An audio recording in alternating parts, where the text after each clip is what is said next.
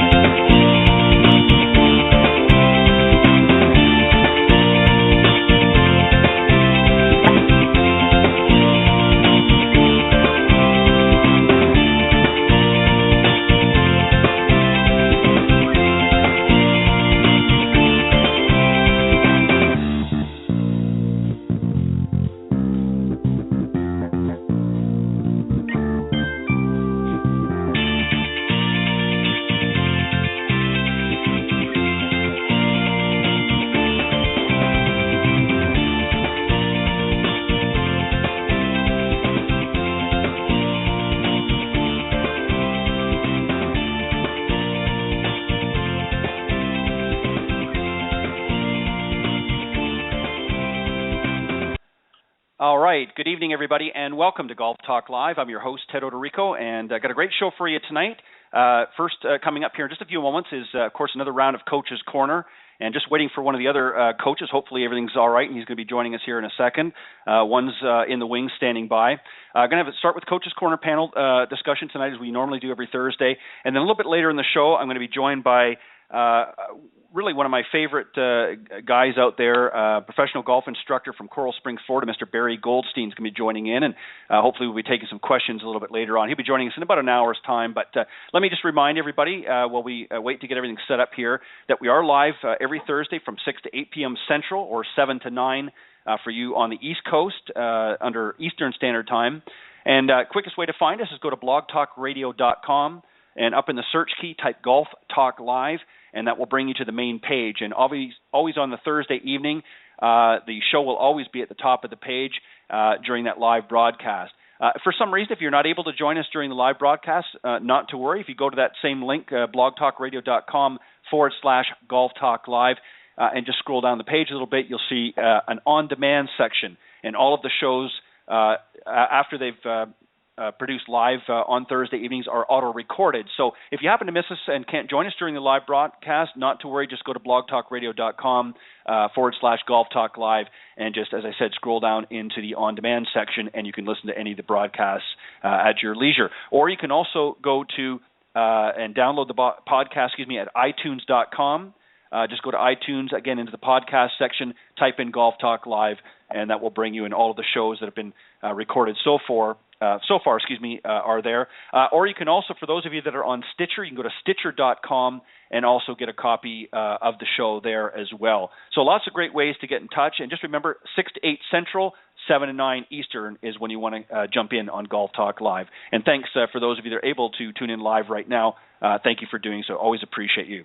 If you're interested in calling in a little bit throughout the show, you can do so. The number is area code 646-716-4667. And for those of you that want to email any questions or comments about the show, you can do so. Send them to me personally at ted.golftalklive@gmail.com. To get updates on the program, go to facebook.com/Golf Talk Live blog. Always update the programs every week on the blog there, or on the Facebook page. And while you're there, if you haven't done so already, always appreciate it if you'd like the page while you're visiting by. And you're certainly welcome to post comments on the page as well, or if there's upcoming shows and you want to have a specific topic for us to talk about here, whether it be on the Coach's Corner panel or some other discussion with some of the pros that come on the show, always interested in having new guests on here, so you can certainly post that on the Facebook page as well. Also follow me on Twitter at Ted and Buck CEO. That's Ted and Buck CEO in capital letters. Thank you for all the new recent followers, and always enjoy the tweets and people retweeting the show promos and things like that. But as I mentioned, we've got a great Coach's Corner tonight, and it looks like my good buddy Michael Wheeler is joining us now. So let me just bring him on board as well, and we'll bring him on here in just a second. Just to let you know, as I mentioned, Barry Goldstein is going to be joining us here in the next hour. and he'll be coming on here. And I think we've got a few callers that are going to be joining in the discussion as well. So thanks to Barry for coming on and doing the show. And I think his daughter Carly Ray may even be calling in, and she's of course a great young lady. She's currently not only studying but playing at LSU University. She's playing there at college, on the women's golf team. So she should be calling in a little bit later in the show as well. My two guests on the Coaches Corner panel tonight have both been on the show a number of times, Matthew Cooke and Michael Wheeler. Let me just tell you a little bit about each of them, and then we'll bring them on for the discussion. Matthew Cooke is a PGA coach, PGA certified both here in the United States and obviously over in the UK, co-founder of Leap Golf in UK and creator of Game Like Training, which we talked about here a few weeks ago. He's going to be joining us here in just a second. And, of course, Michael Wheeler. He's PGA certified professional in both teaching and coaching, PGA director of instruction for Berkshire Country Club. He's Right Balance Technology instructor, Flight Scope and KVEST Level 2 certified, and Level 1 Golf Biomechanist instructor, certified by Dr. Young-Hoo Kwan, and he's also a member of the Philadelphia PGA Instruction Committee. So let me bring the guys on. Gentlemen, welcome to Golf Talk Live. Thanks for having me. Good evening. On, Appreciate it. Not a problem. Hey, Michael, how are you doing? I think that's Michael. May not be Michael. Hi, Michael, are you on with us? No, I think that might have been somebody else. So we will just delete that one there, and we'll let Michael call in. I'm sorry, I thought that was Michael. My apologies. I know Michael's been a little bit laid up. Let me just give you a little bit of the backstory here, and I apologize for that. We'll hopefully get him here in a second. Michael's actually just come out of surgery a few weeks ago. He had, I believe he tore his ACL, if I remember correctly from some of the comments I read on social media. So he's a little bit under the weather, to say the least, here for the next few months.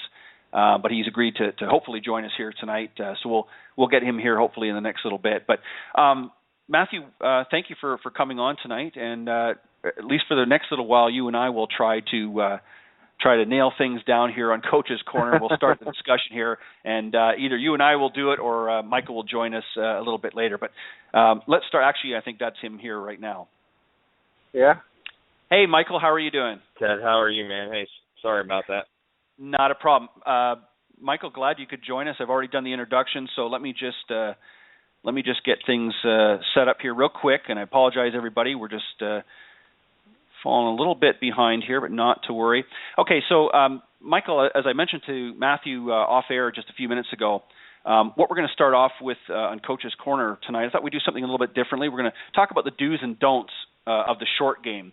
So what I thought I would do is, Matthew, I'll start with you, and I'm going to give you sort of a lead-in, if you will, question, and you're going to Matthew, you're going to talk about the do's, and then Michael, I'm going to let you talk about the don'ts for the same topic. So sort of the do's and the don'ts, if you will, and I'll sort of add my 2 cents as I normally do in the segment as well. So we're going to start with chipping. So Matthew, let's talk about some of the do's, some of the things that we need to do when chipping. And then, Michael, I'm going to let you chime in and talk about some of the things that you don't want to do in order to be an effective chipper. So, Matthew, why don't you start us off and just talk about some of the things that make up a good chipper? All right. So some of the do's for chipping. I would suggest and highly recommend that people who want to get better at chipping and be a good chipper, they start to use clubs other than just their 60-degree lob wedge to begin with.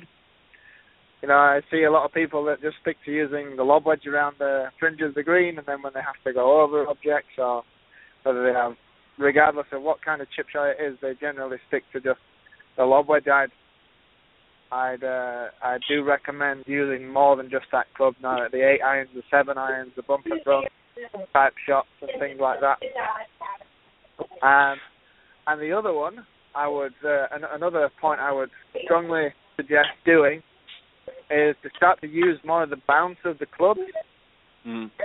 Typically, I guess traditionally, actually, maybe a while ago, people were taught to chip by putting the ball back in stance and a lot of shaft lean, whereas I'd like golfers not to do that, but to use more of the bounce. So do use the bounce of the club. Do use what the club is designed to do. Right. Well, one of the things, the reason why I wanted to talk about this, a lot of people, and I guess it depends on, there's certainly, I would hazard to say that there's really no one way or the other. I think it depends on the individual. Some people prefer to do, as you suggested, to lean that shaft a little bit more forward. But you've got to be careful of that, because one of the problems is you sometimes if you don't execute the shot correctly, you end up digging into the ground a little bit. One of the things, the do's that you want to make sure, and this is going to fall into what Michael's going to talk about here in just a second, is you want to make sure that you accelerate to the ball and finish low. One of the biggest misconceptions, I think, to be a good chipper is they treat it like every other shot with a longer follow through.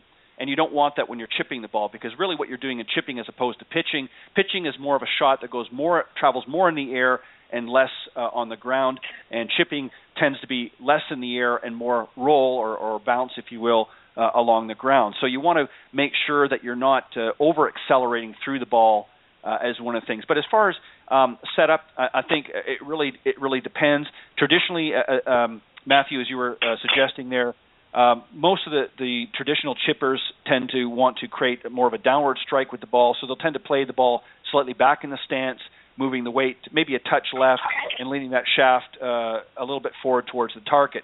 One of the things you've got to make sure, if you're going to use that technique, is you've got to make sure you keep your wrist firm on the backswing and accelerate the club head to the ball, as I said, not through the ball. You're sort of looking to sweep this shot off the turf. You're not looking to sweep this shot off the turf. So you want to make sure that you make good, crisp downward hit, keeping the club head low and finish to the left a little bit. And one of the problems, as you had indicated as well, Matthew, is that you want to make sure that you don't stick necessarily with one club. It depends on the shot. You might have to change up the clubs a little bit, correct?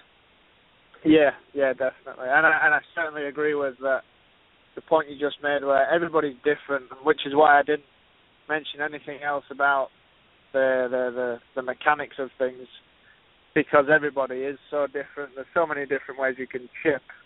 It's hard to really say this is exactly what you should do. But so I completely agree with you on that point. That is certainly what needs to be done. Well, thank you. And Michael, what are some of the chipping don'ts? What are some of the things, I know Matthew alluded to a little bit of it, but what are some of the things that we don't want to do while chipping?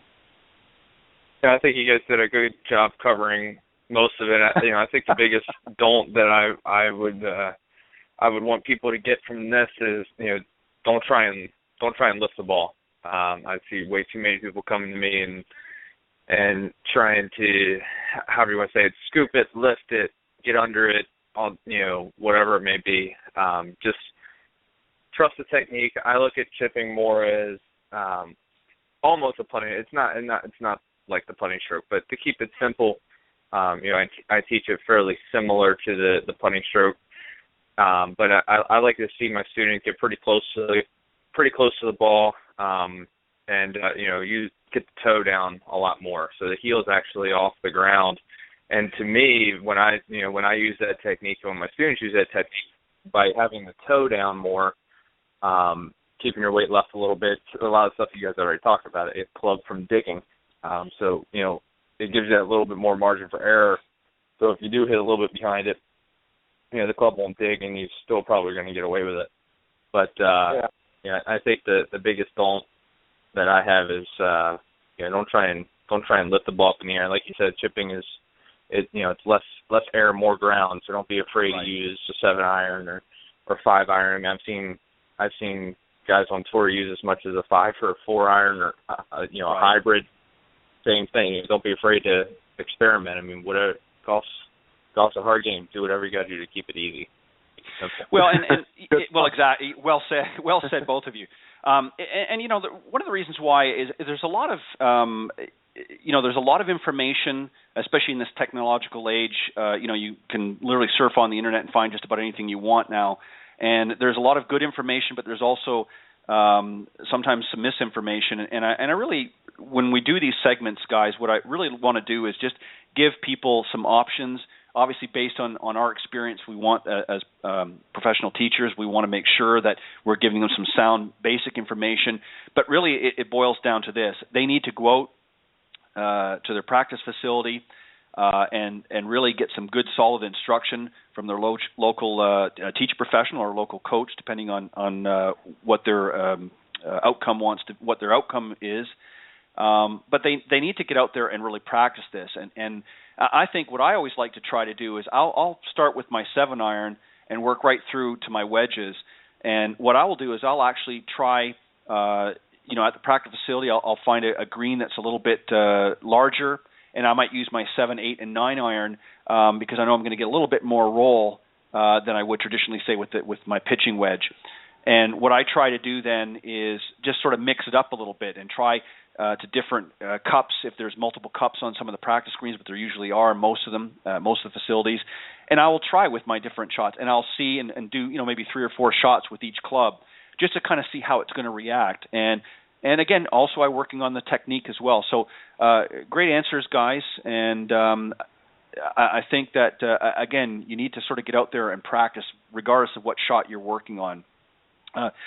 Matthew, I want to start back with you again, and let's talk about this time with pitching. This is, of course, as I said, where you want the ball to be more in the air and hopefully finish a little bit closer to your target. You're more often than not pitching. You're going for the green. You're trying to get it close to the pin or close to the target that you've picked up.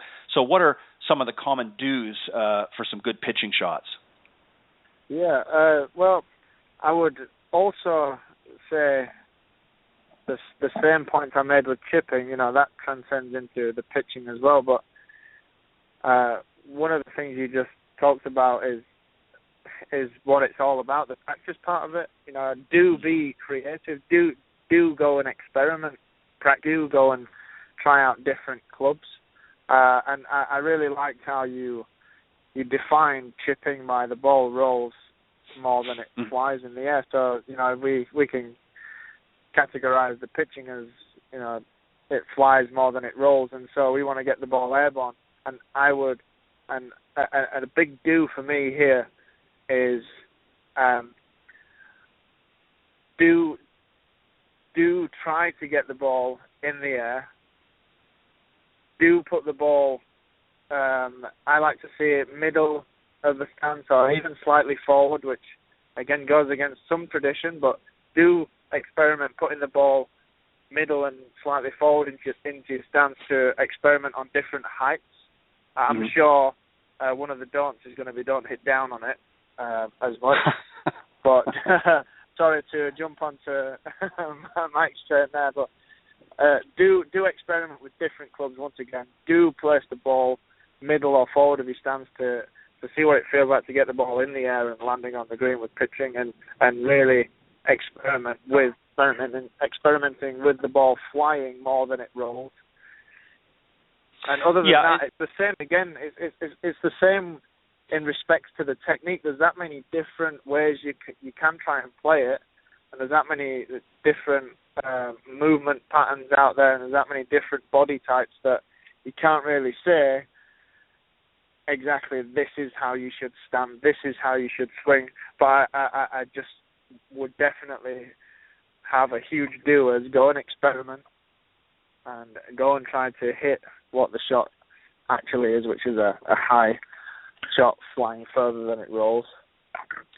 Well, and there's a couple things. Michael, before I let you respond and go on to the sort of the don'ts of the pitching, let me just go back really quickly on the chipping, and then we'll lead back into the pitching here.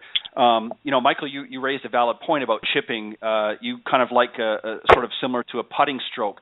A lot of people on their chip shots will that want to adopt that type of stroke will also stay away from what they would classify as a traditional golf grip. They'll adopt more of a putting style grip, even for their other irons and clubs that they're using for chip shots. Is that something that you advocate as well if they're going to adopt that style of chipping, more of a putting style?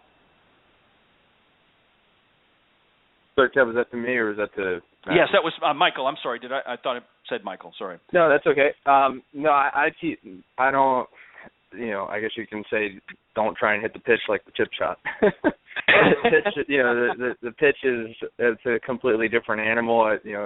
It's basically more like a mini golf swing. Right. I mean, but there's a few things that I think a big don't that I like to see. A lot of people come to me and they're struggling with their pitch shots because they're trying to hit down on it so much, which, yeah, we want to hit down on it. Of course we want to hit down on it. But they're taking huge divots. So, you really have to get that bottom of the arc perfect every single time. You go watch a tour player hit pitch shots, and most of them don't take divots unless it's extremely soft. And you're going to take a divot, regardless, because you are hitting down, obviously. But they use the bounce, and that's, using the bounce is something that is it takes some practice, it takes some experimentation, playing the ball in the middle of your stance, pointing the butt of the club towards, and then the feeling that I get personally, and a lot of my students get, is the feeling of hitting down while returning the grip to the same spot it was at address. So it's not crazy forward, just slightly forward when it hits the ground. So you're not hitting down a crazy amount, but the shaft is a little more vertical, so you have the opportunity to use the bounce if you have a club that, unless you have 4 or 6 degrees of bounce, as long as you have a little more, you'll be fine. But to me, 2 things that you have to do, I know this is a do, but I want to make sure to put this out there. 2 things you have to do in pitching is accelerate and pivot. If you don't turn your body, you're not going to hit a good pitch shot. You're going to just stub the club in the ground. And if you don't accelerate, you're going to, and decel on the golf ball, it's not going to go the proper distance. 9 times out of 10, you're raising the opportunity to potentially double hit the golf ball, which is always a fun experience. But but the biggest thing is really accelerating and pivoting. If you pivot correctly, you're probably going to accelerate. Dr. Rob Neal did a study. He used to work with Jim McLean and now works just north of Orlando at I think Bishop's Gate Golf Academy. And he did a study a few years ago and found that most tour players, just about all the tour players, turn their lower body and upper body together. So they pivot and they turn back and then they turn through. There's no what we would call X factor stretch, where the hips kind of lead the way. They both turn at the same rate, and from my experience, I think that eliminates a lot of that hitting down. It helps you pivot. It helps you pivot better, turn the chest and the hips to the target.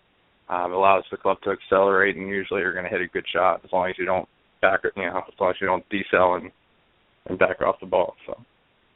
Exactly. Well said. Let me just ask, I did want to get you to answer about the don'ts on pitching, but I had actually asked Michael a question I'm going to rephrase it again just so that, because I'm not sure if maybe you misunderstood, but one of the things I wanted to ask you, going back to chipping real quick, you talked about a sort of using a similar to a putting style stroke for chipping. Do you often, when you're teaching your students that type of a stroke, do you often have them select more of a putter style grip for those chips as well in order to? Yes. I leave it up to them, to be honest with you. I show them both ways. I personally use a putting style grip, but there's occasions where I won't. I'm very much of a field player. I play a lot of tournaments and all that when I'm not teaching. And I have a few pretty good players, and some of my guys use a putting grip, and some of them use a traditional grip. It's really to me more of a what feels comfortable to you. I don't think there's really a right or a wrong. There's some if you look at the tour, there's guys that do both. I don't think there's a right or a wrong. I think it's just what feels comfortable to you. So for me, if I'm really close and I'm making a very small stroke, I'm probably going to use the putting grip. If it's a little further and it's almost maybe a hybrid of a chip and a pitch, where maybe I'm using a 7-iron, I have 120 feet to go, it's a huge green, then I might use my traditional grip just because it feels more comfortable. It's just, to me, it's what feels comfortable to you. And really, I say don't teach a pitch like a chip. Hey, if a putting grip feels comfortable to you in a pitch, I don't care. Do it. Who cares? Yeah. It doesn't got to be pretty. I mean, look at Chris Couch. he was chipping left-hand low because he was struggling so bad a few years ago. And, I think he won that tournament left-hand low and chipped in on, what was that, 17, I think it was? Right. Because he didn't feel comfortable any other way. Who cares what it looks like? Forget about what it looks like. Just get the frickin' ball in the hole. Right, That's the end of the game. Yeah, exactly. One of the things, let me just sort of recap really quickly here, guys, on the pitching, and then we'll move on to the next one. For those of you listening out there, one of the things that you want to make sure that you do for pitching is obviously you need to hinge the club on the way up, and then there's an unhinging on the way down. But one of the things that people have to be careful of, unlike a chip shot where you want to have a little bit more firm or stiffer hands and wrists, with the pitching shot, you want to have a lot more flexibility. So in other words, what you want to do is you want your letting the move of your hands going back sort of dictate and drag your body along. One of the mistakes a lot of people is they jump with their bodies in a turn, like you said, Matthew, I believe you were talking about, is it's really your body and everything, lower and upper body sort of turning together in the backswing and then turning again in the follow-through.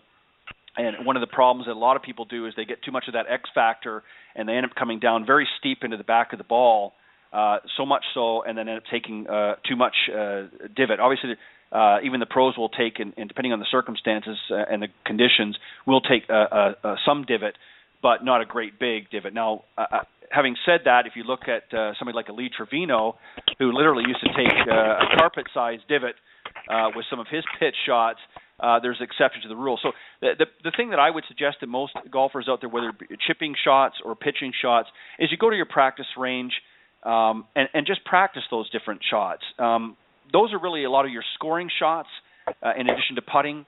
And what the biggest mistake a lot of people make is they get into a situation where they pull out their driver 9 times out of 10 at the practice tee, and they're hitting drive after drive, and they maybe go and hit a few putts and maybe do a couple of bunker shots, and they're out on the golf course. But they don't practice a lot of these chips, and they don't practice a lot of pitch shots either. So those are really what I consider some of your scoring shots that you need to get out there and work on more so than even your drives, because you can always recover from a bad drive. But if you don't have a solid chipping or pitching game, you're really going to struggle out there. And that's why a lot of people have, I believe, difficulty breaking even 100. All right, so let's move on. And one of the questions that I want to bring into now, Matthew, is we talked about chipping, we've talked about pitching. A lot of players want to know how to add that loft. So let's talk about some of the do's and how to add loft effectively to your shot. And then, obviously, Michael, I'm going to get you into some of the don'ts when you want to add that loft, some of the mistakes that people made. And I know we've talked a little bit about that in the pitching part of it, but let's sort of do that and talk about how to add loft to some of the shots. So, Matthew, if you want to start us off with some of the do's and adding more loft to the club. Yeah. So I would say the first do to add in loft, without manipulating anything, is just to change club. Get a club that has more loft. But if you want to add loft with the same club, I would start off by saying one of the do's is place the ball slightly further forward in the stance. Get the ball further forward so the club will attack it. The attack angle will be a little bit shallower, give you a little bit more what we'd call dynamic loft. There'll be a little bit more loft presented to the ball at impact. It'll send it a little higher. I would also, then a huge do for adding loft would be you can, as well as moving the ball forward, open the club face. But bear in mind when you open it, for the listeners out there, bear in mind that when you do open the club face, that the club face will be pointing to the right, so you'd have to adjust yourself accordingly to make sure that you're pointing in the right direction. So, one do, move the ball further forward in your stance. Another do, open the club face. This is chipping, right, Ted? No, this is just this is a pitch shot, same as pitching. All right, cool. So, another do would be by moving the ball forward and opening the club face. The more speed that you create, then because of the design of the golf club, that speed is almost turned into height. So by producing more speed, the ball will go higher. They're the 3 do's that I would encourage for hitting the ball higher. Right, and let me just quickly sort of recap that, and then Michael, I'll let you come in with some of the don'ts. If you're looking to add more height to a pitch shot, some of the change that Matthew just mentioned.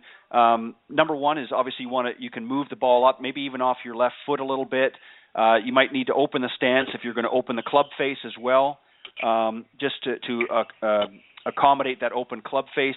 And obviously, you might want to even set the shaft a little more vertical or even leaning back a little bit as opposed to obviously leaning forward, because you're trying to get the ball or the club face underneath the ball and create that spin to get higher loft. Some people might even weaken their grip, their left-hand grip a little bit, turning that a little bit more to the left towards the target, just to make sure that they're not shutting that club face on the follow-through. And also, too, I think we need to make mention, if you open the club face particularly to get that loft, you have to give it a little bit more zip through the shot as well. If you do a traditional pitch shot, and let's say you're at 80% or even 75% of your swing speed, and now you open up that club face and you move the ball forward, you're going to lose a little bit of your distance. So you might have to ratchet that speed up just a little bit, depending on the distance you're going for. But just to make sure that you don't lose too much distance with the shot. So opening that club face, moving the ball up in your stance a little bit, adjust by aiming just slightly left to compensate for what you're opening the club face for, and just accelerate a little bit faster through the ball than maybe what you might just to make up for that distance. Michael, if you want to talk about some of the don'ts that sort of kill adding loft, what are some of the things that some of the club golfers out there do to kill that loft? I think you guys did a good job, explaining basically how to hit. So I think the biggest thing I want to talk about here is more equipment related. I have Sure. a lot of people who come to me and say, hey, I'm having trouble hitting the flop shot, and they're using, one of those standard, sand wedges that have 800 degrees of bounce, and hitting a flop shot when you have excessive bounce or not the right club is not a good idea. I mean, it's you if you don't have the right equipment, don't even try and hit the shot. Just move the ball a little forward in your stance, get as much height as you can by doing that, and just hit a typical pitch shot. Just make sure to pivot and get your weight left. But sometimes the right shot is, if you're short-sided, is just put the ball in the middle of the green and try and make a 30-footer. So don't try and get cute and turn a potential bogey into a double or a triple. Right. But, so I think the biggest thing is before you try and hit this shot, make sure, to see your local club professional and get the right equipment. You need to have, 56, 58, 60 degrees of loft with, I usually recommend between 8 and 12 degrees of bounce. Even at 12 degrees of bounce, if you have the right grind on the bottom of the wedge, for example, a Titleist wedge, you can get what's called a K grind, where the heel is grounded off a little bit more, so you can open the blade a little bit. But that's, I think that's the biggest don't that I want to talk about. I think a lot of people try and hit the shot when they don't have the right equipment. So just make sure that you have the right clubs, and always do it with your highest lofted club. Don't try and do it with a pitching wedge. Use the highest lofted club. If you don't have to open it up much to hit the shot, if it's a further shot, then do that. But just with practice, you'll learn how much to open the face to get the ball to travel the right distance. Right, and well said, Michael. Thank you. And that goes back to what I said earlier on, guys. Is this regardless of the shots that we're talking about? The number one thing is you have to incorporate that into your practice. I see some people going out to the range and they'll practice these shots a little bit, but really not spending enough time. I would say really of your practice time, I would like to see most people spend a minimum of 65 to even as much as 80% of their time practicing some of these shots we're talking about, because these are shots that you're more often not, again, 60, 70, 80% of the time you're going to see or experience on the golf course. Most often, most of the golf course you're going to play, you're going to use that driver maybe 14 times, on the golf course. So why spend, 60, 70% of your time hitting drives out there? Yeah, it looks great. Maybe once in a while if you want to go out there, if you just want to hit some balls and see how far you can hit it, there's nothing wrong with that. But if you want to improve your golf game, you need to focus on the areas which is really your short game. And that's why we're talking about some of these do's and don'ts. And let me just talk about very quickly, just to recap on some of the don'ts that Michael talked about. One of the things that for adding loft that is a real killer is the instinct to sort of lift at impact. Obviously, the optimal thing is we want to make solid contact, is really your biggest priority. A lot of golfers, I'm sure all three of us have seen a lot of golfers sort of falling back on their if for those that are right-handed golfers, falling back onto their back leg and scooping at the ball in order to add loft. This drops obviously the low point of the swing behind the ball, which obviously again leads to poor contact. So you want to move your weight a little bit forward on the downswing to get a good strike, and you want to preset more loft at address with the changes that both Matthew and Michael talked about in order to be effective. And again, as Michael talked about, you want to make sure that you really check you have the proper equipment. Don't just get out there and grab any club in your bag. Make sure you're well equipped for that, and talk to your local professional, your club pro or your PGA pro, and make sure that they help set you up with the proper equipment if you're going to execute these shots.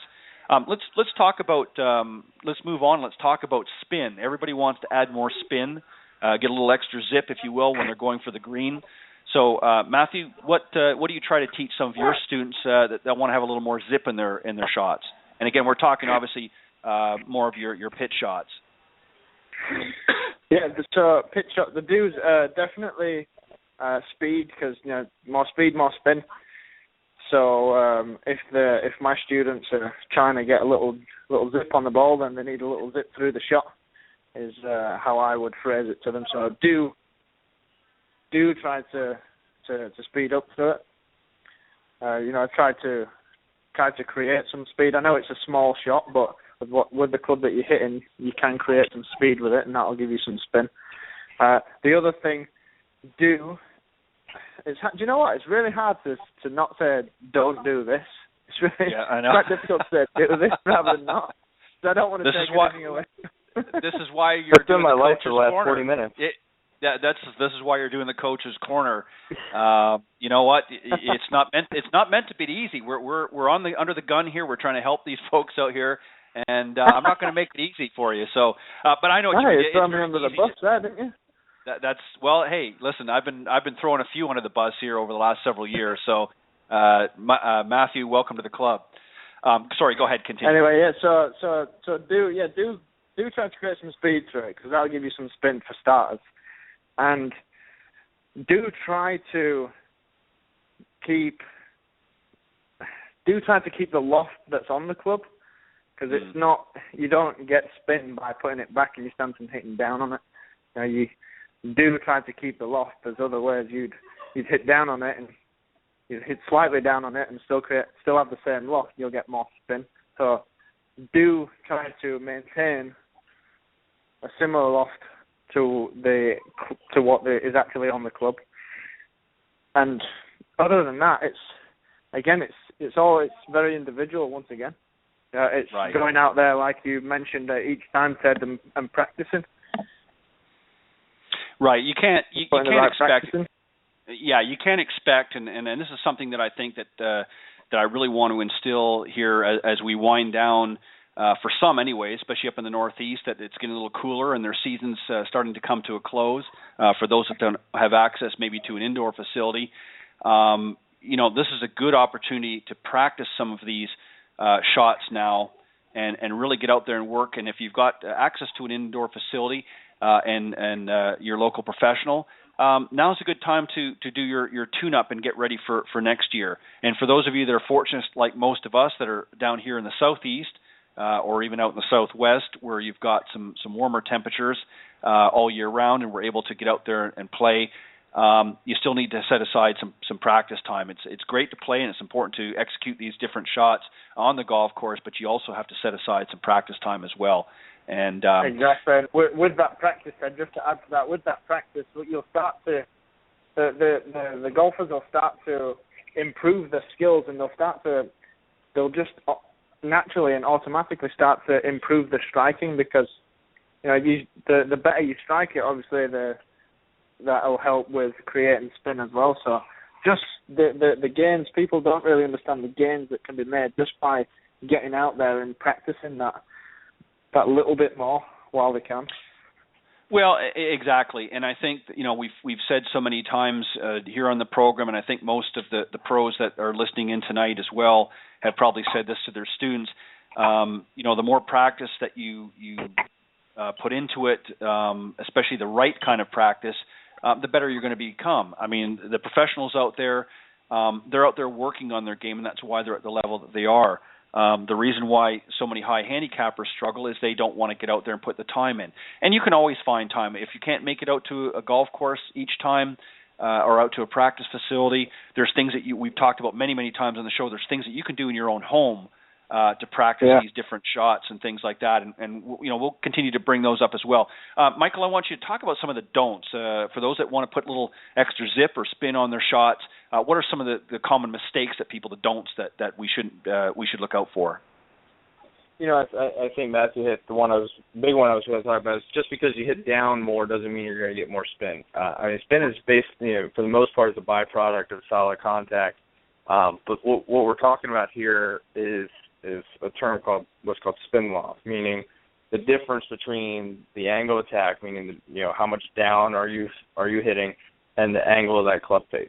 Okay, so the greater that angle, up to about 45 degrees, the greater that angle, the more spin you can create. So, like I said before about how I teach pitching, trying to keep the shaft a little more vertical, slightly forward, and trying to return the grip to the same spot it was at address when you hit the ball. That keeps the loft about the same. So if you want to get a little more spin, then you try and hit down a little more while keeping that shaft as vertical as possible, it takes practice.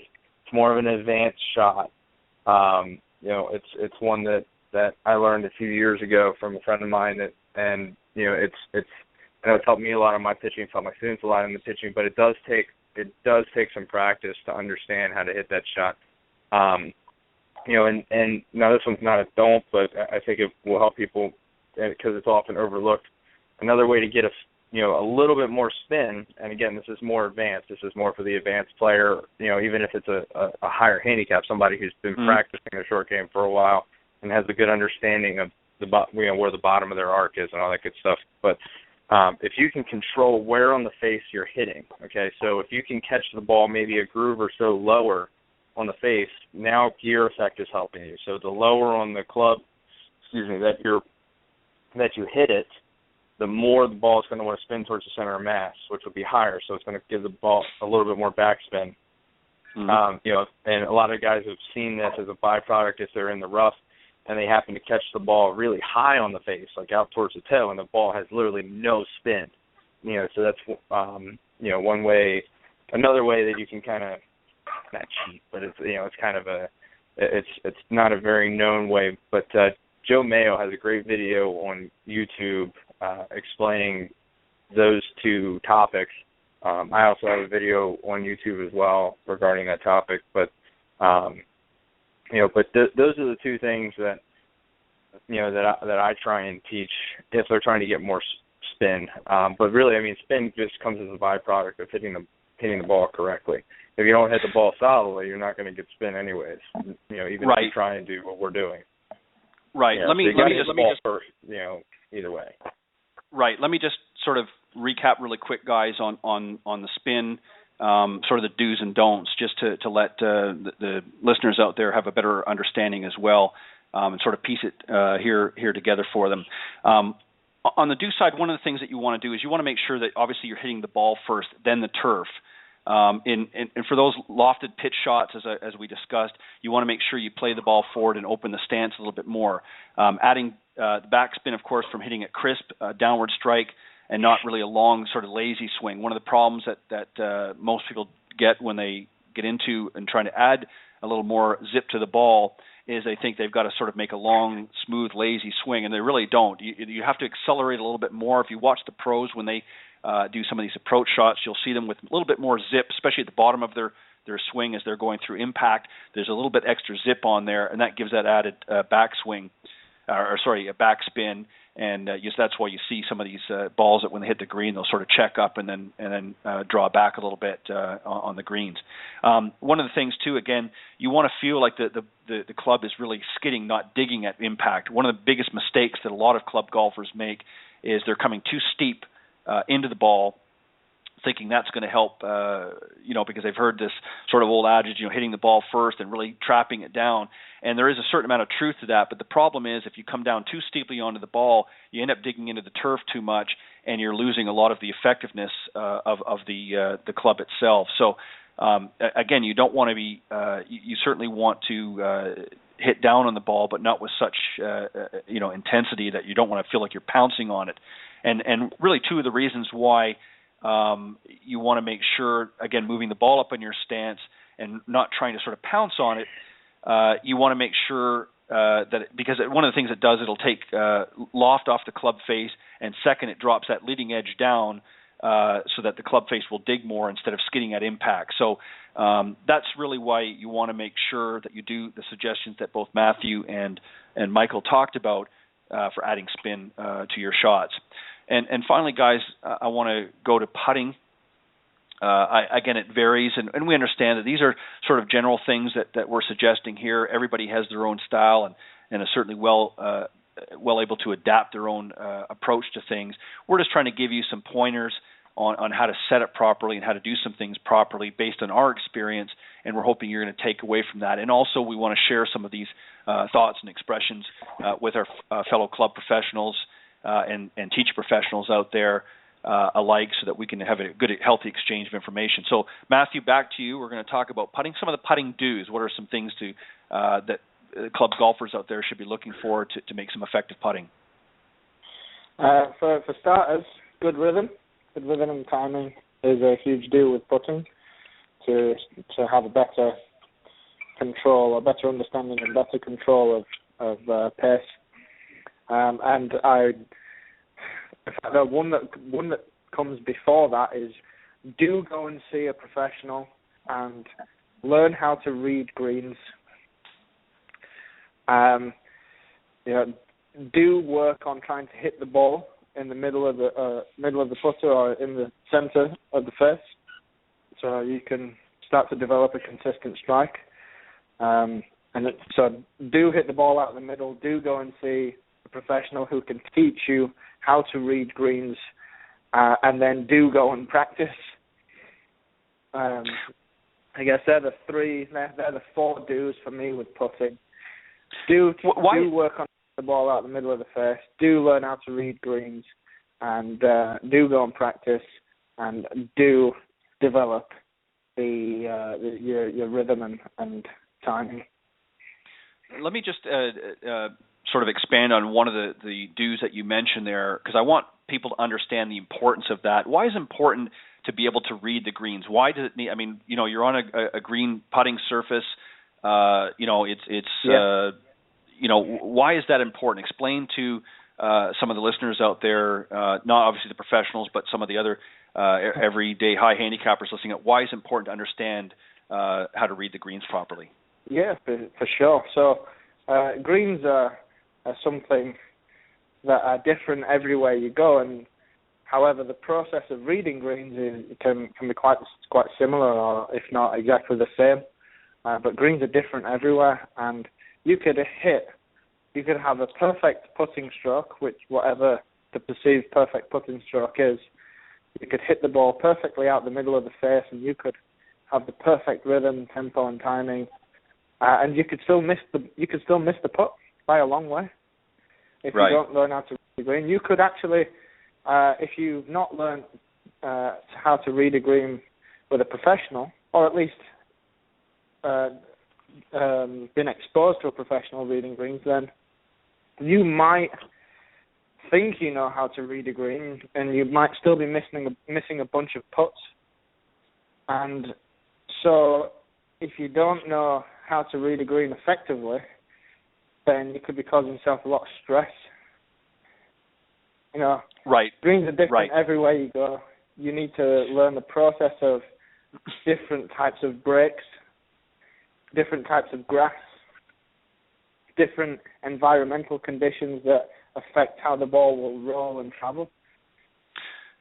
Well, and also too, Matthew, I think to add to that, and just to sort of quickly recap about reading greens, there's a lot of factors. There's obviously a lot of greens, especially in today's multi-tiered greens. You have plenty of undulation. You might have a lot of break in some of the shots you may be faced with, so you need to understand how to read the breaks properly.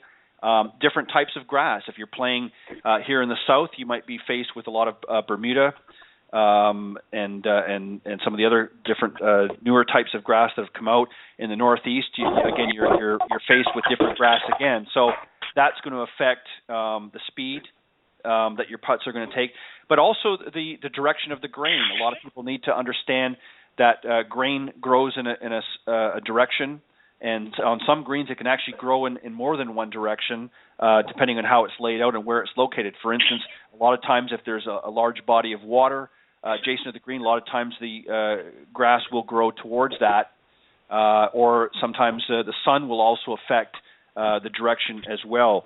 So there's a lot of things that have to be taken into consideration. It's important because obviously, as we all know, if you're putting into the grain, the putts are going to be roll a little bit slower. If you're putting with the grain, in other words, going with the grass, more often not, the putts are going to be much faster. It also depends on whether or not how recent the greens have been mowed. If they've been mowed earlier in the morning and you're playing first thing, depending on the conditions, again, that can affect the speed and that, or as opposed to maybe later in the day. Well said, Matthew. Michael, how about you? What are some of the don'ts that we want to avoid to make good putting? Yeah, the main one I want to talk about is when you're talking about distance control, do not try and change the speed of your stroke to change the distance the ball travels. Look more to change the length of your stroke. You know, it's easier to judge it with practice. You know, how far do I take this club back to make the ball go X distance, as opposed to, hey, how fast should I guess I need to swing in order to send the ball a certain distance. So, you know, I think that's the biggest thing. I mean, there's a lot. Putting is so individual. You know, there's a lot of different ways that you can putt successfully. Yeah, there's some common denominators, like Matthew said, hitting the ball in the center of the face. You know, don't decelerate. That, you know, the stuff that we've really been talking about all evening. But you know, I see a lot of people coming to me with issues with distance control, and every stroke is different. Every single one. You know, if you put me 36 feet away, I know how far to take the putter head back and just let the club swing through. And you know, if you were to measure it, I'd be venturing to guess that, you know, distance the club travels, you know, I could hit 100 of them, and more than likely, you know, they're all going to be pretty similar if the putt's the same distance. You know, so I'm not going to try and change the speed of my stroke. I want to try and change the length of my stroke. So, you know, and then the biggest, you know, I think the most important thing in putting before you take the club back is aim and alignment. So, you know, after you get that green rating down, which is a difficult thing to master, it really is, just because every green is different. You know, wind is a factor, grain is a factor. You know, lay of the land, the surrounding land. Look at Augusta. You know, they have Rays Creek, which they believe has a pool at Augusta National around the golf course. You know, up here in Pennsylvania, a couple courses, you know, have what some of us call like the valley effect. If there's a valley on the golf course, you know, a lot of putts tend to want to go towards the valley. You know, but you know, once you have that, you got to have that putter face lined up to your target. You know, so if you don't have your aim correct, you're going to have to make a compensation in your stroke. So Ted Sheftick and I did a golf school together a few weeks, or actually probably a couple months ago now. I had surgery a few weeks ago now. It's flying by, but we did a test with a laser and a black board to see if who could line their putter up correctly. And out of 16 people, one person got it right. And not all these guys are high handicap. A lot of them are single-digit low handicappers, and they've been struggling with their putting. And a lot of them the board is it was probably a good 10 inches on either side of the hole, and probably half of our students, the laser wasn't even on the board when we hit the laser. That's how off they were. Wow. So when we're telling them to just aim at the hole and we're 10 feet away. So imagine if you're 30. So, just make sure that you practice that. There's training aids out there, little lasers, things that you can use to practice that. So at home, when you're sitting around watching TV, get a laser, get a little, get a black piece of paper or something, and put it up against the wall. Give yourself a target and practice lining your putt up. I think that's one of the biggest things that you can do that will improve your putting. And then after that, just practice distance control without trying to change the speed. Change the length of your stroke. Now, there's some right. That well said. Now, there's something I was going to mention to you guys since we were ending with putting, and I don't know if you saw this. It was on Facebook. Somebody posted it up there. I think it was today. Now, this is obviously more applicable up north because they have basements in the homes up north, as opposed to here in the south where you traditionally don't have a basement. But a lot of the what you call the ventilation for your heating and air conditioning comes from the basement. So there's a lot of vents in the floors. And somebody, of course, has posted on Facebook today that a vent that was made in the shape of a putting cup. So what they did is you replace your traditional vents, and it has a cup in there so you can putt and practice your golf ball putting. In the house. So there's no excuse. The training aids are out there, as Michael and Matthew admitted. And for those of you up north where it's getting a little bit cooler, maybe you don't have the ability to go in and practice indoors, you've got no excuse now because you can change out your vents. Your wife might not like it, but it gives you something to do. And if you've got little ones there, you can get them enjoying it as well. But, guys, I want to thank you very much. And, Mike, particularly, I want to thank you because I know that you've, as you mentioned there, and I did a little bit at the beginning, I know you've had some surgery recently, and I hope for a speedy recovery. And I know you're going to be sort of off or out of commission for a little while. When do you anticipate you should be back to normal? I had my entire ACL replaced, so I'm out for a minimum 6 months as of right now. So good thing it's winter time up here in Pennsylvania. But I'm hoping I can at least be, right now I'm still walking on crutches. Hopefully I'll at least be walking normal by the time the PGA show rolls around. But yeah, unfortunately, and to be honest with you, that's why I was running late. I took my medicine and it knocked me out. And I woke up to a late alarm, so I apologize. Yes, that's why I was a little late. So I apologize for running a little late tonight. But yeah, I'm glad I could help out, and I appreciate you allowing me to be on the show again. I always have a good time.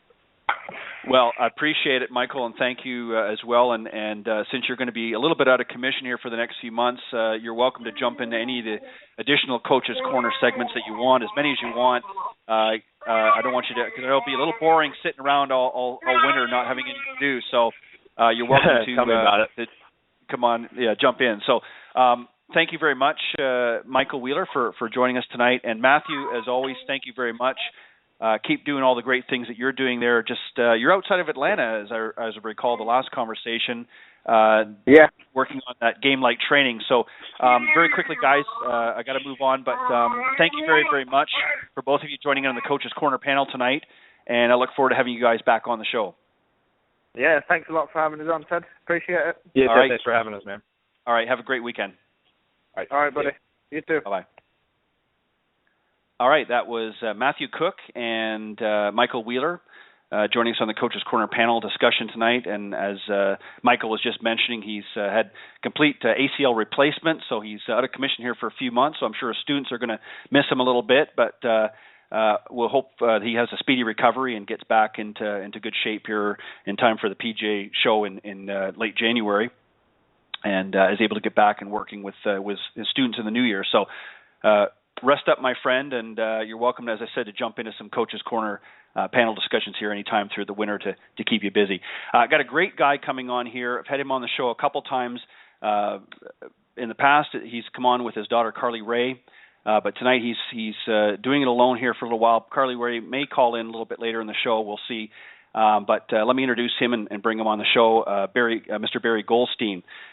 Barry, of course, is a professional golf instructor. And he's been teaching golf for many, many years. He's from the Coral Springs, Florida area, and was selected by Golf Tips magazine as one of America's top 25 teachers. He's also been named by Edwin Watts Golf to the inaugural list of the world's top golf teachers, which was, of course, was selected by many of his peers and top-ranked golf professionals. He's appeared on the Golf Channel's Academy Live, Your Game Night, and the Champions Tour Learning Center TV shows in prime time. He's also authored over 100 nationally published magazine articles in Golf Magazine, Golf Tips Magazine, Golf Digest, and even some non-golf magazines such as Men's Journal. He's also taught a PGA Tour winner, several LPGA Tour players, and has dozens of Division I full scholarship players, which he coaches as well. And he's based at the famed Invery Country Club in Fort Lauderdale, Florida.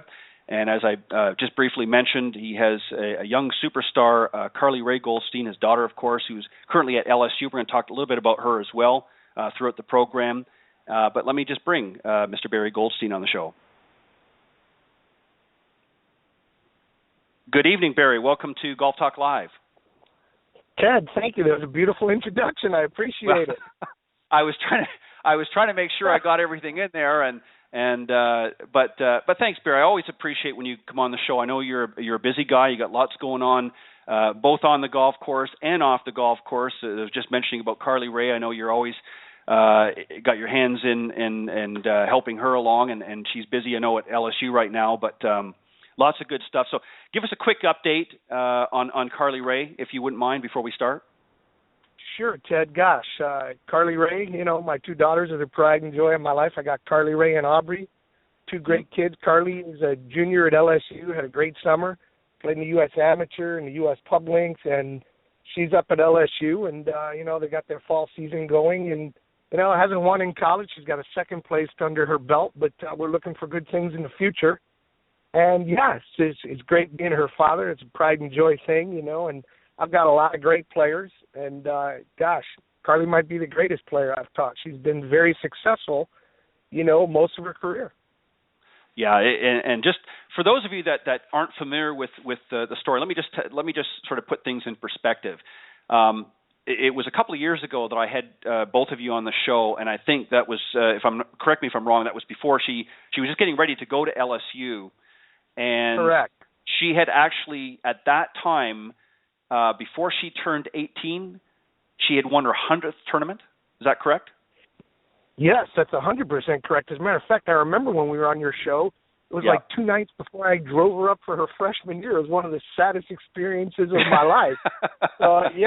We did your show, and the next day, I believe she packed all day, and the day after that, we hit the road. So I remember vividly doing your show that was in late August of 13, and that was when she started college. And she's got 102 victories now. She won a couple of USGA qualifiers over the summer. So, Carly, she's great. Love her a ton. Great kid. She might try to call in.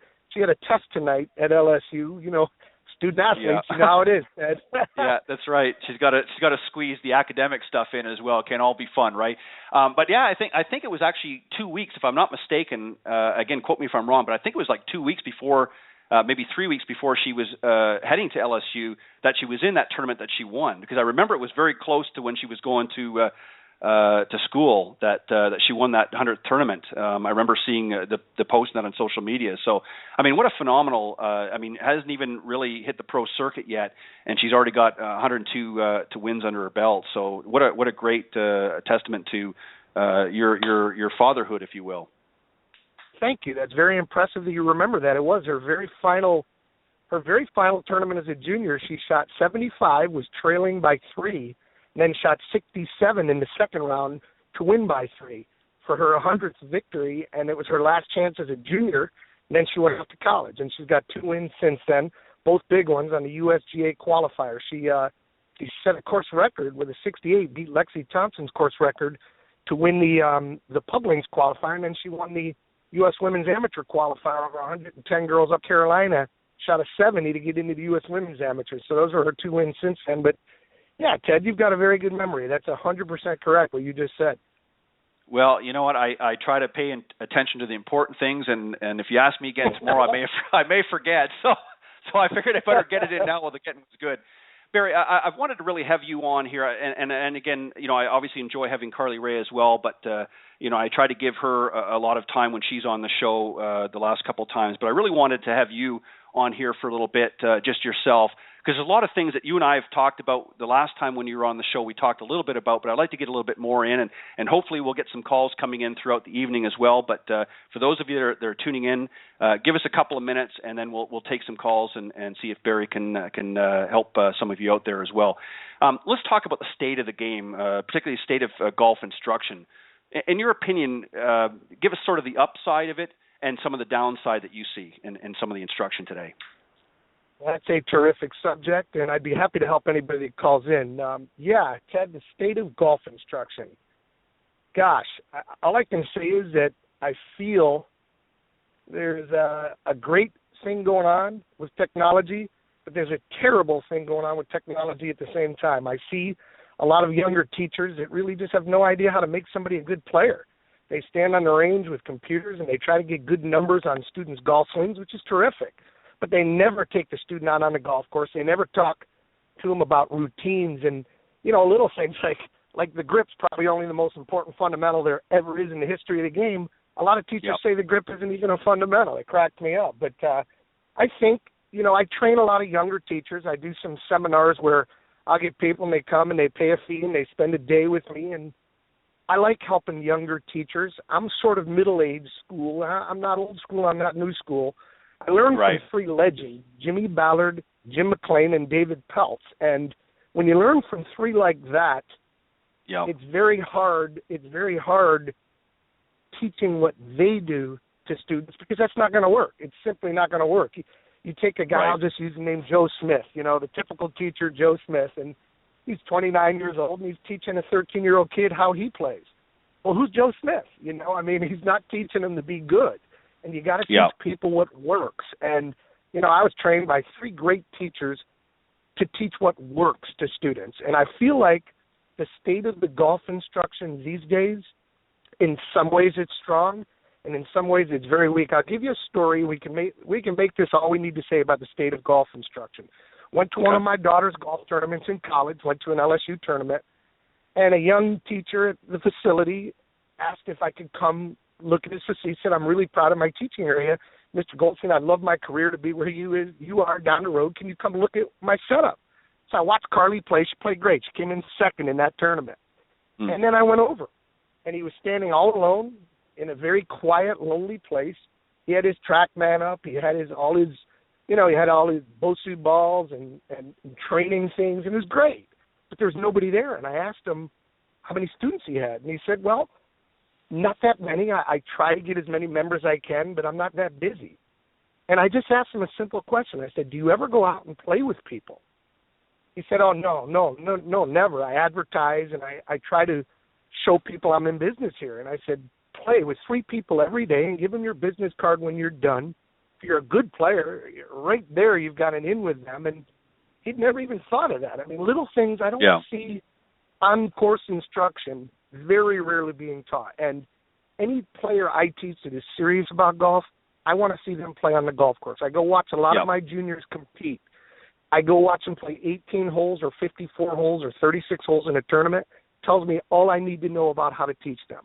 A lot of teachers don't do that, and I don't get that. They're not teaching people to play golf.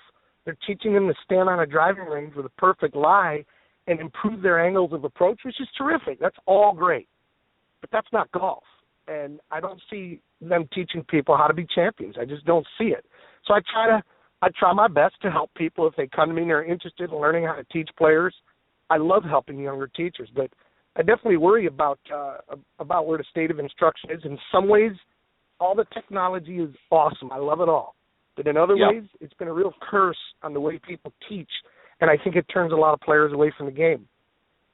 Yeah, you're exactly right, and I am kind of the same as you. I agree 100% with what you just said.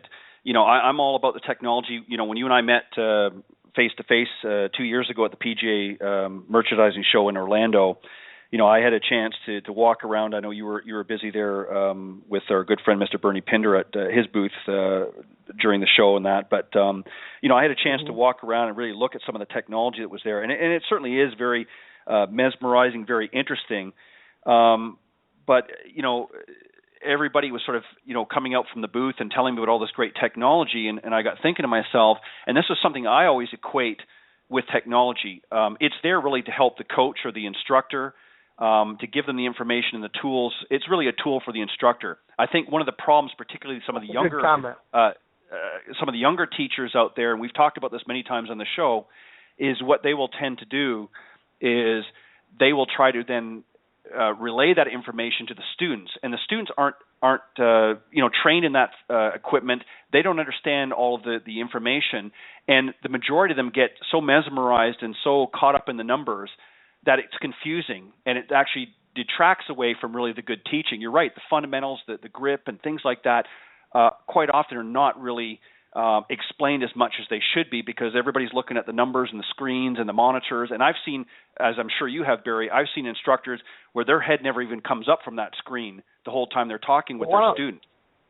Why don't we just say, and we could leave it at this, I believe there's probably 500 to 1,000 people that can really teach golf that are doing it around North America. And I think most people who are teaching golf probably be better off in a different field. They're not making much money. Right. They're spinning their wheels. I think there's probably 500 to 1,000 guys that are really good at it, and those are the ones I've learned from. Those are the ones I respect. But we can move on to a different subject. I don't mean to aim that at anybody at all. You know, I love everybody. Right, and I agree with you. I mean, I think there's a place and time for technology, and I think it has its place, as I mentioned, but it has to be put in its proper perspective. Before we move on, Barry, I see that we've got somebody patiently waiting, so let's bring them on and have them join in the conversation. Sure. All right, good evening. Welcome to Golf Talk Live, and you're on with Mr. Barry Goldstein. Hi, good evening. Welcome to the show. Well, that was quick. Well, that was quick. Yeah, I think they're there, but I'm not sure. I'm not sure if they know we're talking to them. Hi. Hey, this is Michael Wollstonecroft. Hey, Michael, how are you? Good. How are you doing, Coach? Good. This is a very talented player from Georgia. Great young guy who I've given some lessons to, Ted, who's got some huge goals, and he's very passionate about golf. Very passionate. Has some physical gifts. He's a long hitter, and I know Michael's dad for a long time. I taught Michael in the last couple of years. We've become friends, and I've been giving him some lessons, and he's just very, very stoked on golf. What can I help you with, Michael? Yeah, so everything's going well. It's great to hear from you. Congratulations on college, by the way, this summer. So sounds like you're going to have a great year in college. So thanks. I know you got to play with her when I taught you. That was fun. I'm just flabbergasted how well she controls her entire game. I mean, there's not a point in her game that she can't control at probably the highest level possible. We're going to get your game. We're going to get your game there. How's that sound? I will be down there in November. I've got training in Miramar. Not exactly sure how far it is from Fort Lauderdale, but I'm going to go ahead and schedule something with you, for a few hours and kind of see where things are at. Beautiful. One thing Miramar's about about a half an hour from here, so no problem. Perfect. So everything's going really well right now. What happened when I got back to Tallahassee, Florida is I started really working on the fundamentals that we were practicing on the course. Goldstein does really well as he is so personable with people. It's absolutely incredible. He can figure out something so fast. So, he was able to basically take my golf swing and break it down to something very simple, but sometimes probably at the same time very structured. And so, Barry, it's going really well. My misses are literally on the right or left side of the fairway now at about 300 yards out. Beautiful. And it's flying high. I mean, it's completely controlled. I think my swing speed got faster of all things just because I feel so comfortable underneath the ball now. That's beautiful. That's great. But I still seldomly see these misses that flare. I don't know if you remember, they were flaring out to the left every now and then because we were making some adjusts. So for being and you're a left-handed golfer, and you're losing the ball out to the left. I remember that, and we really worked on your balance, which is probably the most important part of the golf swing, and your grip, and your balance, and your posture. I remember it very well. Mm-hmm. Michael, let me ask you real quick, because or Barry, you're welcome to answer this if you want. You mentioned, Barry, at the very beginning that Michael had some really big goals. Michael, why don't you tell us a little bit what some of the goals that you're wanting to achieve, working with Barry, and then maybe Barry, you can just touch on some of the things that you and Michael have worked on. Yeah, so this upcoming next year, my goal was probably to possibly see if I can get a PGA Tour Q school. It's definitely obtainable. I'm going to have to work my rear end off. I mean, there's no doubts about it that I can do it. It's just going to come down to how bad do I want it. I think right now the biggest thing for me to do is just keep practicing and keep that hype up, because you're literally going up against the best players in the world. So, and what people don't realize, though, is it comes down to a shot or two. I mean, you're literally at maybe one or two shots after, playing a qualifier, and that's the difference between you making it and not making it. And, here's my advice, Michael, okay? I know you well. I know you very well. My advice is I want you to really try to get into some USGA events like we talked about. Like, then you're qualifying to play in the biggest events you can play in, because until you've had your feet in really hot water, you just don't know what it's like to play at that level. And I want you to get some of that experience and play in as many tournaments as you can play in, so when you go to Q school, it's not an uncomfortable zone for you. Right. I think that's huge for you, Michael. Like you were talking about my daughter playing so well in the USGA events. That gives you a parameter of what you can do against very high-quality players. And I want you to experience that. And I know your game well, and Michael's a very passionate guy. He's got a lot of fire in his belly, and you never know what that can lead to. That can lead to greatness. Yeah, I had a hole-in-one about a week and a half ago out of nowhere. Wow. First one I've ever had in my life. It was so fun, though, because thanks.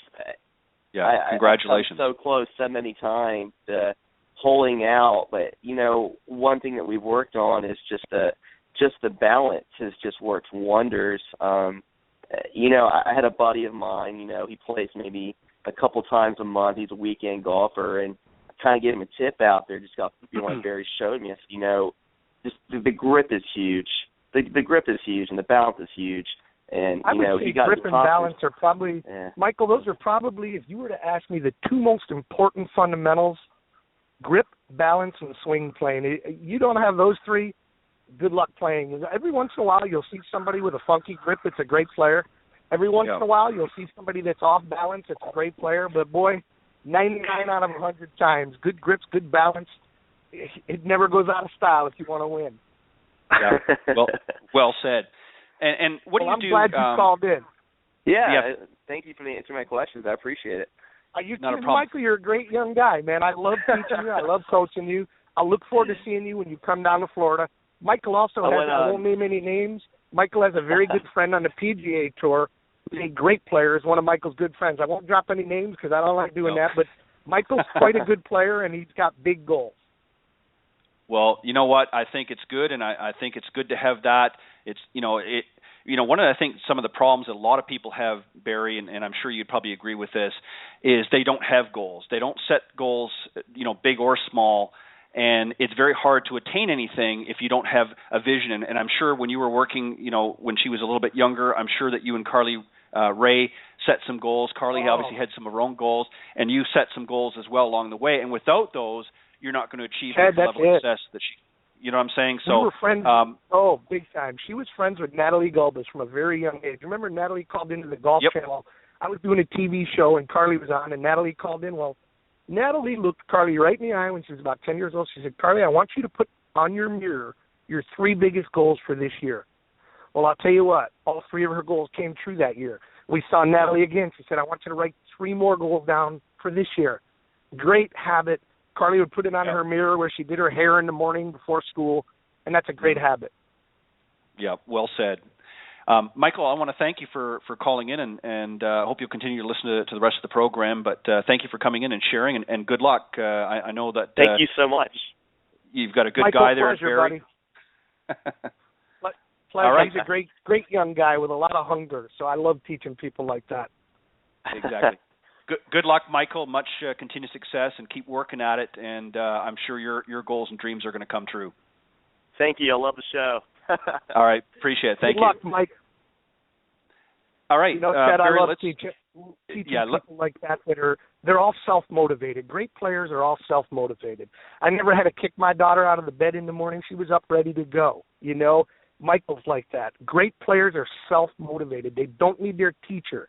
They don't need their parent to kick them out of bed to tell them to go practice. No, exactly. Well said. Barry, we got somebody else here that's been waiting in the wings for. Sure. Let's bring them on here, and then we'll continue our conversation. You got it, Ted. All right. Good evening, and welcome to Golf Talk Live. You're on with Barry Goldstein. Hi. Welcome to the show. Hello. Hi. Good evening, and welcome. You're on with Barry Goldstein. Hey, Barry. This is Mitch Taylor. How are you? Hey, Mitch. I'm good. How are you? I'm doing good. We're just Barry. We met back in the spring, and we brought my son down and spent some time with Barry and Fort Lauderdale, and just a dramatic difference. My son's Chance Taylor. He's 15, and Barry sent me a text and said he was going to be on tonight, so we wanted to cross our fingers and hopefully get on with you. How is Chance doing? Ted, let me tell you about Chance, okay? Sure. I got invited by a wonderful guy. The PGA section in Tennessee flew me up, and I did a clinic. Had to be 300-400 people there on a Saturday, and I met, this is Mitch Taylor on the phone, and I met his lovely wife and his son. Chance is a very talented young guy, big kid, hits it a mile. And, you know, I did this big clinic up in Tennessee, loved the people there, great people in Johnson City, Tennessee. Well, when I got home, they flew Chance down for a weekend. They stayed at a hotel near my house, and I spent 2-3 days with him. He was 3-putting 5-6 times around, Ted. This kid could hit the ball, very talented tee to green, although we've made him better tee to green. But I gave him every putting drill I've ever taught my daughter that I stole from Dave Peltz.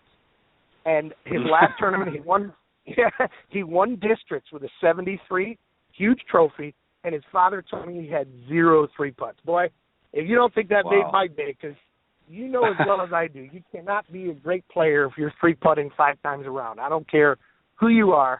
You're not going to be good players 3-putting 5 times around. So this is a great family. As you can tell, he's got a nice southern accent. They're good people. Yep. Super people from Tennessee. And what's your question, Mitch? What can I answer for you guys? I was one of the things that we saw that was a huge game changer with Chance's game. I guess it's more of a to the listeners rather than a question.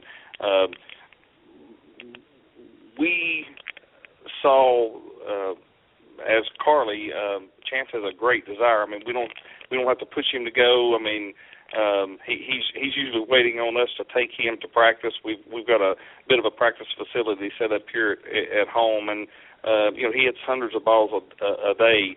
But Barry gave him a designed work program so that the work actually meant something, so we could transition it to the course rather than just pounding balls or just putts. And the biggest problem we had with him was he practiced extremely well. Hits the ball mile, good iron player. But when he got nervous, the short muscles kind of left. So Barry gave him some routines that actually forced the nerves in his hands to be used during practice, and it was such a game changer for us. There's just no way to mimic, what the nerves does to, swing plane, putt, chip, thought process, and through his training methods, it was a game changer for us. Wow, that's awesome to hear because I love your kid. The kid's just, Ted, if you had a son, you'd want him to be like this kid, And I'll tell you what, the word that Mitch just used, routine. Yeah. I can't stress enough how important for a young player like Chance or Carly or Michael, who just called in and wants to make it to the tour.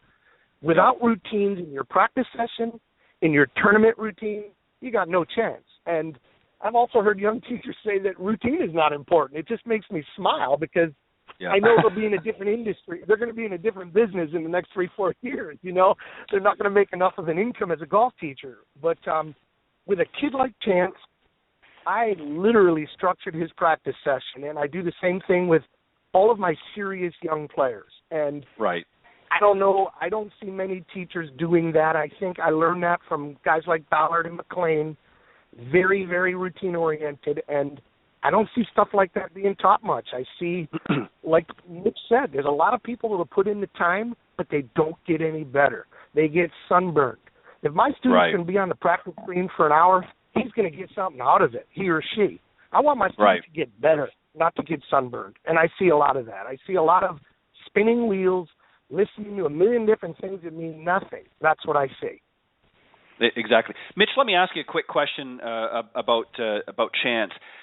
With the work that and some of the information that Barry has given to him, how has that helped him mentally? How has that helped his mental game? Has that sort of propped it up as well with the confidence, do you think? It has, and there again, it's just Barry had a phrase that it's so tough to either play like you practice or practice like you play, and without actually putting the nerves or the stress in your practice ethics, then it's just so hard to transition that on a course. So by him knowing he can make that 3-footer or that he's going to make 50% of the 12-footers or something, it's just you just see the confidence on the course, which transitions to the scorecard. And he's young. He just turned 15, and he's a sophomore in high school. But his goals are to play D1 golf. And as parents, we were trying to give him every avenue to reach those goals. And through Barry's help, we just made leaps and bounds in the past 6 months. But he's a bit shy. He's standing here. Is it okay if I put him over just a second? I won't take up any more time on the show. But Barry, he did want to say hi if that's okay. Sure. I'd love to say hello to Chance. He's a great kid. All right, here you go. Guys, I appreciate the opportunity to chat with you, and Barry, we'll be seeing you very shortly. I look forward to it. Thank you, Mitch. Hello. Chance, how are you, kiddo? I'm good. How about you? I'm really proud of the way you won districts. I just want to tell you that. I was so proud when your dad told me you had no 3 putts. Made my day. Thank you. You're welcome. Fantastic. It was a pleasure teaching you. He's the kind of kid, he came down, they flew down from Tennessee, spent 3 days in Florida with me, and just, if you told Chance to go stand in the corner on his head because it would make him a better golfer, he'd do it, Ted, Just a good kid. Just a good, solid kid. Anything I could answer for you, Chance? Anything? I've been struggling with my chipping a little bit. I think it's mainly just using too much like hands and wrists instead of, I guess, my lower body. Well, why don't I make a suggestion? I'll give you a tip on the air here, but I want you to have your dad videotape you chipping a few balls and send it to me. That way I could really see what you're doing, okay? But my suggestion would be, if you feel you're a little handsy, I want you to make sure that ball is off your back foot. Your weight is on your left side. Your weight is hard on your lead side. And I want you to feel like your stroke is short and you're finishing low, okay? Just try those things. But importantly, have your father take a video so I'm not guessing as to what's going on. Let me take a look at it, and I'll text your dad back. But just for now, get the ball off your back foot, get your weight hard on your lead side, your left foot, and make your stroke short with a low finish. Low finishes really help wristiness. All right, that sounds good. Hey, I can't wait to see you again. You guys can fly down here anytime you want, Chance. It's really my pleasure to be your coach. Thank you. We will. You're welcome. Chance, say hello to your mother. Say hi to your mom too. I will. Well, Chance, I want to thank you for chiming in as well. I appreciate that, and much continued success. And I know you'll continue to work hard as Barry is helping you with your game. And don't forget to study hard at school as well. I will. All right. See you, Chance. All right. Thanks, Chance. Thank you. All right, bye-bye. That's a great kid right there, Ted. Yeah, you can tell he's a little nervous, but he listens well, and as his dad had mentioned, he's obviously listening to what you have to say. And what a great age, to be 15 again. Gosh, I wish I was 15 again, and then all kinds of things would happen. He hits it 300, hits it over 300 yards, And if he thinks he was nervous, Chance, I know you're listening. If you think you were nervous calling this in, one day I'm taking you on the Golf Channel with me again. So then you could really be nervous. I took my daughter on there when she was 11, and she handled it beautifully, and I think one day Chance is going to be that kind of player. But, Ted, anything you want to talk about? Exactly. Well, you know what, Barry, the calls are rolling in, so let's keep going with the calls here for a moment or two if you want, and then we'll bring it in. Let me bring this caller on as well. All right, good evening and welcome to Golf Talk Live. You're on with Barry Goldstein. Hi, good evening, welcome. Maybe not. Hi, good evening, welcome to Golf Talk Live. I'm not sure if they're just, the call might have been dropped. Barry, let's go on for a second if we can. Sure. Let's talk about, since we're talking about junior players, tell us a little bit about what it takes, in your opinion, to raise a world-ranked junior player. Well, the first thing I'll say that I see out there among a lot of golf teachers, but more importantly among a lot of parents, is negativity. And I try to stay very positive with my students. With my daughter, I mean, I'm so proud of that kid. She is my pride and joy. I love telling her how great she is. I love telling her how beautiful she is. I love telling her that I think she's an amazing golfer. That, I would say, is number one. Number two, what I did with Carly from a very young age. God, I remember I used to own a driving range in my hometown of Binghamton, New York, Johnson City, New York. I'd take her down. I'd have 10 one-hour golf lessons in a row. Carly would hit golf balls for every lesson. She'd hit 10 buckets of balls. She's 5, 6, 7, 8 years old, you know, and so she developed good habits early. And I used to tease her with golf. I would take her out to the course when she was really little, show her the alligators down in Florida, the deer in New York, play a hole and say, well, we got to get going. And she'd say, Daddy, can't we stay? I would always make it where she asked me to go back to the course.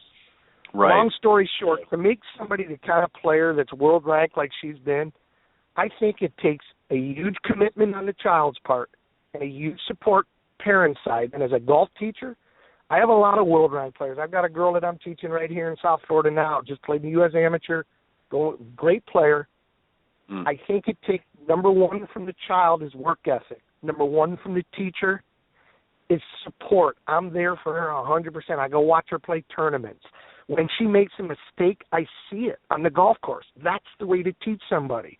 When you're just standing on a driving range working on their golf swing, anybody could look like a hero, you know? And so I'll go watch her play. I've seen her be amazing down the stretch. I've seen her blow some tournaments down the stretch. That's how I learn what to teach her. And I think by being there to watch these kids compete, it's a huge advantage because I get to see what they need to do under tournament conditions. And I would say if you want to have a very good player like my daughter has been, you need to teach them correct fundamentals from day one. Grip, aim, stance, posture, ball position, swing plane, balance, short game. My daughter and I have always worked, for every hour she's hit golf balls, we worked on chipping, putting, pitching, and bunker play 2 hours. I remember when I was on the Golf Channel, Jerry Foltz was the host of one of the shows. And he asked Carly, what is your practice routine? She said, well, for every hour I hit balls, I spend 2 hours chipping, pitching, putting, and bunker play. But in reality, I do it on the golf course more than on the practice area. I'm lucky. I'm at a very nice golf play. Inver Country Club, beautiful. We get to use the golf course. And I take her out there and I use the golf course with her. Don't just leave your kid on the range with computers and technology. They're never going to be a champion like that, I can promise you. Teach them routines. Put them under trees. Teach them how to get out of jail. Teach them trick shots, how to curve it around trees, how to go over trees. That's golf. It's always going to be golf. And I would say most importantly, I always felt like I made my daughter a better putter than most of the players she was playing against. She won a lot of tournaments because over 36 holes, she might have left one putt on the greens, whereas her friends and her competitors that were good players were leaving 6 out there. Carly shoots even for 2 days. They shoot 6 over. Carly gets the trophy, you know, and I can't stress how important that is. And they could do all the statistics, all the studying they want. If you're not a good putter, you're not going to be a great player. It's just that simple. And we work on it a lot. We work on chipping a lot. We work on bunker play. I think my favorite thing to work on with my daughter, we love to go out on the course, drop 6 balls at 20 yards, 6 balls at 40 yards, 6 balls at 80 yards, right up to 120 yards, and get her pattern tighter and tighter and tighter. And I'll tell you, last summer when she played in the U.S. Amateur, her wedge game was so sharp. First hole was a par 5. Down the middle, had 90 yards in, hit a wedge to a foot. She was 1 under. She was never over from the entire tournament. She got 1 under from the beginning of the tournament and never went over par. And that's how important wedge play is. That's how important putting is. So for a guy like Chance, you know, he's never going to be great 3-putting 5 times around. My daughter would eat his lunch if he was doing that. So I had to address that first, Ted. Yeah. You know, you raise an interesting point, Barry, because, you know, a lot of people, especially your high handicappers, focus so much on, you know, their drives and wanting to drive the ball better. But really, tournaments are not won with somebody that's driving the ball well every week. It's won with somebody that recovers. I mean, if you look at, for example, if you look at Tiger Woods, just to name a particular individual, if you look at his earlier games, I mean, he drove the ball okay compared to some of the others, but he wasn't necessarily the best driver. But his recovery in his short game was so sound, and his putting was so phenomenal. I mean, I can remember sometimes he'd be off literally in left field, but his recovery was so tight that he was able to recover. So, you know, being a great driver looks good on the range, but on the golf course, if you're driving the ball well, but the rest of your game isn't tight, as you said, if you're not going to win tournaments. And, you know, a lot of people, especially the high handicappers out there, I see them all the time, and as I'm sure you do, they're just constantly out there hitting that drive, their drivers, and they're, you know, buying the biggest and the best and the latest greatest out there, but their handicaps aren't going down. They're getting sunburned. They're not getting better, you know. And I played against Tiger Woods when he was 14. I think I was 30 or 29. Right. It was my last amateur tournament. It was a Dixie Amateur, and I got to see how Tiger played up close. It was phenomenally long, but Tiger could hit it way right and left. But man, recovery game, what a short game. Yeah.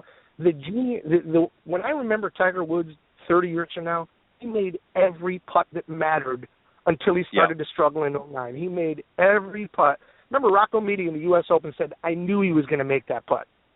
Yeah. I mean, he had a putt to force a playoff, and it hit every bump on the 18th green at Torrey Pines, but it went in, and that was Tiger Woods. And, you know, all I can say about raising a great junior golfer, I've been very spoiled, very, very spoiled. We trained by 3 of the greatest teachers, all 3 Hall of Fame teachers, and having a daughter that literally won everything growing up, and I got to see what works, and I know what doesn't work. And all I'm about, Ted, is teaching what works. If you've got a junior and you want them to be good, find them one great teacher, not 7. Find them one great teacher and stick with that teacher. The worst mistake you could make is jumping from teacher to teacher, jumping from technology to technology. Get one great teacher and stick with them, and let that teacher raise your junior golfer. If the teacher is very good, your child's going to become a good player. Exactly. Well said. And what a great segue into our next topic, because you've mentioned it a few times throughout the program, really about teachers wanting to really get to their best. We've talked about the students now. Let's talk about some of the golf teachers out there. There's a lot of them out there. There's literally thousands of them. And again, this is not to, you know, one way or the other to say good or bad, but a lot of teachers out there are even struggling as well with their businesses. So what suggestions or what advice would you give teachers out there to be successful financially and to make their careers lucrative? What would you suggest? Yeah, Ted, gosh, well, for all you pros that are listening, and I've been very, very fortunate in my career, but I can tell you right off the bat, I never taught a golf lesson until I was trained by Jimmy Ballard and Jim McLean. I mean, you talk about being ahead of the 8 ball. What I see out there is a lot of people that are teaching that don't know how to teach. So right there, you're not gonna be successful. Be like being a baseball pitcher and you can't throw a strike. I don't care how nice a guy you are, how on time you are, how professional you are, you're in trouble. So first thing I would say is go learn from a successful teacher. Forget your PGA manual. Forget how good you played when you were in high school. None of that matters. Go find a teacher that is worth being your mentor and copy what he's doing. Okay, that's what I did with Jimmy Ballard, Jim McLean, Dave Peltz. Second thing, for you young teachers, for any teacher that wants to have more lessons and have your book filled and make more money, play golf with a lot of different people and give them your business card. I don't do that much anymore, Ted, because my career, fortunately, is very elevated. When I was a young teacher, I literally would stand on the first tee and wait for a threesome, ask the starter to hook me up with them, and I'd play 18 holes with 3 guys that I didn't know. At the end of the day, I'd give them my business card. 20 years later, I still teach a lot of those people. And Right. they see you shooting 70. All right, let's say you didn't even play good. You shot 75, whatever. To them, you're a great golfer. They're shooting 98s, Right. you know. And so I would say that is a good thing for young teachers. I'd say another thing. You know the story I told you when I went to Carly's tournament and she was the runner-up, and the guy said, when you're done, could you come Yep. look at my teaching academy? I'd like to have a career like yours one day, and I'm just starting. That guy was standing all alone, hoping his phone would ring, hoping somebody would walk into his business. And I told him that's not the way the world works. If you want to be good, get trained by a great teacher, go out and get involved with organizations. You could be a high school coach. Get those students go get those players as your students. I did that a long time ago. I coached a high school team. I just see a lot of people think they can buy a piece of technology, set it up, stand on the driving range, and say they're a golf teacher. And I guess you can say that. But if you like making $12,000 a year, that's fine. I can't live like that. So I don't know how they do, you know. And I asked that guy, I said, how many lessons a week are you giving? And he said, 3 or 4. And I said, how much do you charge? He said, $80. I said, man, you must like eating McDonald's. You know, like, I like the Outback. I like real food. You know, I said, are you married? He said, well, my wife has a job at a bank. She makes good money, so this is what I'm doing. And I see a lot of that, Ted. I see a lot of that. And like I said, those people will be in a different career 3 years. It weeds out people that can't teach. And I think something that has happened in the last 6-8 years is the internet has put a lot of people out there that, I don't like to use the word pretend, whatever, that are golf teachers. Right. They throw a video out on YouTube, and they expect that to lead to people to come for them for lessons, you know. And I would say to you guys that are doing that, that's great. Keep doing that. But you need to go get involved with people, and you need to show your talents. If it's as a player and a teacher, you need to show it to people, or they're not going to come to you. And 99% of my lessons now, I get, you know, you get a reputation after 20 years, and, you know, I've been on the Golf Channel several times, and I've taught some PGA Tour players and great players, so I don't have to do that stuff anymore. But I try to tell young teachers, you're missing the boat if you think you're just going to stand on a driving range, put up your little tent with some technology, and I see them giving everything away for free. Who gives stuff away for free, Ted? People Nobody. that need exactly. I don't do anything for free. I mean, I'll do a clinic for free. I do your radio show for free. I don't mind doing that, but I don't get it. You know, the word is professional golf instructor. It's not give it away to anybody who wants to hear you because you're not very good at it. You know what I mean? Right, exactly. And, well, let me just add to this, and let me just sort of to prove your point, Barry, because you raise a very interesting thing. I remember, and I'm not going to name the course as well, just as a professional courtesy, but my girlfriend lives about an hour or so away from where I do, and so there's a little commute each time we get together. And there's a really very nice course. It's part of a chain of courses, for lack of better words, in the area. And I remember about 3 years ago, I approached the general manager and I said, look, you know, I'm in this area quite a bit. I've got some great corporate clients. I'd like to bring them here and you know, work with them on your facility. I said, I won't solicit on your facility. I won't, you know, post any signage or even promote advertising. I just want to bring them here and be able to work with them on your facility. And right away it was, well, no, we can't because it's, you know, going to conflict with the pro. Do you know, Carol and I, which is my girlfriend, we've been together now for, about 9+ years. I can count on one hand the number of times, and I go there quite a bit, that I've seen their pro practice facility. I hear you. And they said no. They said, no, we can't do that. It's a conflict. And I said, look, I'm not going to solicit. I'm not going to, you know, anybody even ask me on the range, I won't interfere.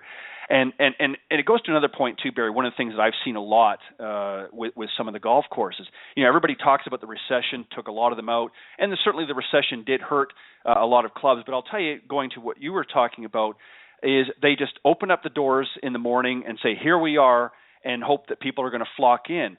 They'll do some advertising, but they don't go out there. You know, really the other thing is being a good teacher. You have to be a good salesperson, and you have to be able to go out and generate those leads and generate those you know, potential clients, if you will. And you're not going to do that by parking your fanny on the driving range, as you said, with all this technology and hoping that they're going to come flocking through the doors, because it's not going to happen. You know, a couple of things I did when I was younger in my hometown that was awesome. I actually did career day at all the elementary schools and the middle schools. It was so much fun.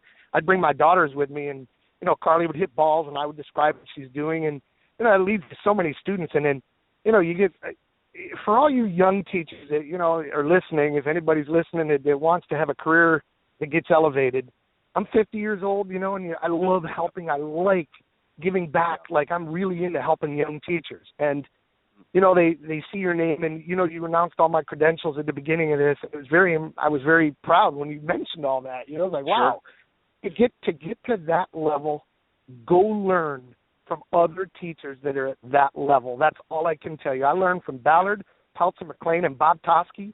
Lives 5 minutes from us. He took a liking to my daughter when she was a little girl, so we were around him. Jim Flick, I used to do TV shows on the Golf Channel. Jim Flick would do it right after me. He just took a liking to me. I was like 40, he was like 75, and he just liked me. And I sucked up all that knowledge from Jim Flick, Bob Toski, guys like that. I'm telling you, those are the greatest teachers of all time. And I think the younger teachers can learn from teachers that are on all those lists that you mentioned that I've been lucky enough to be on. And I think they're going the wrong way. I think they try to learn off YouTube, and they try to learn off, you know, I think they try to learn how to teach golf off of that. And it just doesn't, it's not going to be successful for them. Exactly. And then let me just add one other thing, and I'll throw myself under the bus here a little bit, Barry. I don't mind doing that since it's my show. You know, and this is not really meant to be a criticism, guys, for you pros out there. I have no problem with people wanting to accreditate themselves. And I'm not talking about what you're saying about being recognized by your peers. I'm talking about, you know, this certification course, that certification. I've seen some people out there that have got more letters after their name than any doctor or lawyer I've seen in my entire life. I know, and it's funny. It's great to have that information. I think the more information that you have that you're able to help your students with, I think there's nothing wrong with that. But I see a lot of boasting about that, but they're still not, you know, really doing any better than anybody else. And I think there's a danger of that. I think the information is good. You know, I want that technology. I want that, and I'm not even talking about the electronics. I'm talking about the different certifications. It seems every week there's somebody else coming out and saying, well, get so-and-so certified, or I just got such and such certified. And I'm not saying this to be mean or to criticize, but the bottom line is, if your dance card, for lack of better words, isn't full week in, week out, then all these certifications are not doing a hill of beans. And there's two things that'll tell you. There's two things that'll tell you if you're in the right career: your students and your bank account. And you know, if you don't have students, like the way Chase's dad called in, and you don't have, or Michael called in, if you don't have that, you know, you're never going to be successful in your bank account. I see a lot of guys. I don't know how they make a living. You know, I guess they have wives that are making good salaries and they don't need an income. I don't know, because there's a million of them in the golf industry. Yeah, I know. Barry, let's take another call. I see we got somebody waiting here, so let's bring them in as we get close to winding down here. Good evening and welcome to Golf Talk Live. You're on with Barry Goldstein. Hi, Barry. Tim Flaherty here from Minnesota. Tim, how are you, my friend? I'm doing great. It's good to hear your voice on the show. It's a great show, by the way. Thanks, Ted. It is a great show. Tim's a great guy, lives up in Minnesota. Golf season is winding down, isn't it, Tim? Yeah, we're going to squeeze out a few more rounds, and it'll be snow time by the end of the month. Good. Gosh. Tim's a great guy. He's got a huge passion for golf. What can I help you with, Tim? Anything I can answer for you, I'd be happy to. Yeah, I just wanted to say on your regard, I think you can judge an instructor by who he learned off of. That's more important than any credentials past their name. Yeah. Thank you. I agree with you. And you learned from like Mr. Toski, and a friend of mine took a lesson from him about 15 years ago. I think it was like $4,000 for the weekend. And well, Bob was 5 minutes from us, and Bob's a great guy. He's still a great guy. Got to be 89, 90 years old. Yeah. Yeah, and he was complaining to Toski. He's like, you changed my stance, you changed my grip, you changed my tempo, you changed my everything. And why should I change all this when I go home? And he said, well, Mr. Lehman and Mr. Nicholas listen to me, so shouldn't you listen to me too? There you go. You know, when his friend Jim Flick took a liking to me, it was awesome. I mean, I was with Carly. She was about 11, and we met him on the Golf Channel. I did a TV show, and I met him that night at the Golf Channel. Well, we kept up with him, and when I was out in San Diego, he invited us to. He was working for Callaway, so we went, and just a great guy, and would impart little pieces of wisdom to Carly and me. It was really like just amazing, you know. And Tim, you saw my Facebook page. I also spent a half an hour learning from Jack Nicklaus with my daughter. I mean, I was just all, you know, if you can't learn from people like that, you're in big trouble. And I remember thinking, as he's teaching my daughter, a CEO would pay $50,000 to spend a half an hour with Jack Nicklaus. I'm getting it for free, you know. It was amazing. Yeah, exactly. That's an unreal set of photos you put up there, so I really enjoyed them. Tim, that is an unreal set of photos, and it's funny. You probably saw this. I went to the Eagles concert about 2 months ago, and who did I bump into? Jack Nicklaus, his son Jackie, and his wife Barbara. So I hugged Barbara. Yep. I shook Jackie's hand, and Jack's the kind of guy who looked right at me, said, "How does she like LSU?" referring to my daughter. First thing he said. I mean, that's class. Do you know how many people that guy meets? Barry, how does she like LSU? I said, Jack, you're such a good guy. She loves it. Said he actually saw me caddying for Carly on the Golf Channel at the U.S. Amateur. I said, you were watching that? He goes, occasionally I flip around. He goes, I flip around and watch golf once in a while. But that's the kind of guy he is. You know, he's just class all the way. Yeah, I've always enjoyed Jack was certainly, in my opinion, the greatest golfer at this point in the golf history, in my opinion, anyways. Well, I just think he all the way around, not just a player, but as you said, Barry, class and that. Tim, I wanted to mention something because you raised a very interesting point, and thank you, by the way, for calling in. I know that we enjoy hearing people calling in and exchanging some information. But one of the things that you talked about was with Bob Toski about making all these changes, and I remember years ago working with somebody that basically said the same thing. You know, they were struggling to break 100, and I was implementing a number of changes, and they said the very same words to me. Well, why are you changing this and why are you changing that? And I said, do you want to break 100 or not? And they just didn't understand that, you know, if you want to keep shooting the same scores and keep doing the same thing, there comes a point in time that you have to implement change in order to have a different outcome. And a lot of players out there, you know, don't do that. Yeah, you know what Jack Nicklaus told me at the Eagles concert? What's that? He said, I saw you caddying for your daughter on the Golf Channel. Don't change a thing. Just keep working. So when you get to a certain level, change is dangerous. Sure. Right. You know, but I agree with you 100%. You know, Natalie Gulbis used to tell Carly that all the time. She played with Carly a few times. She was our friend, our genuine friend, and she would say things like, Carly, don't change. Don't change. You're going to hear things. Don't change. And listen to your dad.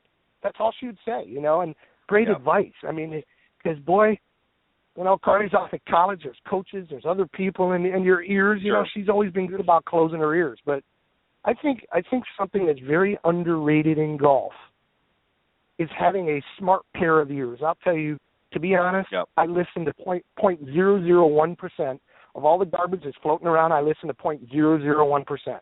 And the ones I listen to are teachers at a level where I'm at or higher, and great players. I love how they rip. I love how you hear people ripping. Johnny Miller knows nothing. Nick Faldo knows nothing. Greg Norman knows nothing. You know, but this 25-year-old kid on Facebook knows more than they do. I mean, are they serious? I mean, are they serious? If you can't learn from the greatest golfers of all time, there's no one else you can learn from. I'll give you a great story, Ted. I know we're winding down. Yep. I actually heard somebody say, a young teacher, he would never take a lesson from Jack Grout, Butch Harmon. He went on and on, Bob Toski, Jim Flick, Jim McClain, because they don't know ball flight laws. And I just thought to myself, I laughed. Now, I'd never heard of this guy. I'd never heard his name. I said, have you ever taught a player of the level they have taught? No, but they don't know ball flight laws. And that was the end of the conversation for me. I was done. I was just done. You know, what can you say to somebody like that? You move on.